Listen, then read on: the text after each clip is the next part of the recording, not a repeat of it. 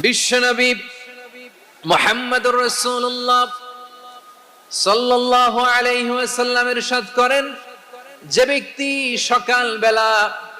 3 বার তেলাওয়াত করবে আউযু বিল্লাহিস সামিউল আলিম মিনাশ শাইতানির রাজিম, এরপরে সূরা হাশরের শেষ 3টি আয়াত তেলাওয়াত করবে, রব্বুল আলামিন ওই ব্যক্তির জন্য 70,000 ফেরেশতা নিয়োগ দিবেন যারা সারা দিন ওই লোকের জন্য মাগফিরাতের দোয়া করবে। শুধু এখানেই শেষ নয়, বিশ্বনবী ফরমান ওয়া ইন মাতা ফি যালিকাল ইয়াউমি মাতা শাহীদান, ওই দিন যদি ওই ব্যক্তিটা ইন্তেকাল করে সে শহীদ হয়ে কিয়ামতের দিন আল্লাহর সামনে দাঁড়াবে।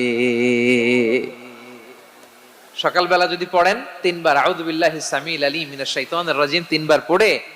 সূরা হাশরের শেষ 3 আয়াত যদি তেলাওয়াত করেন, তাহলে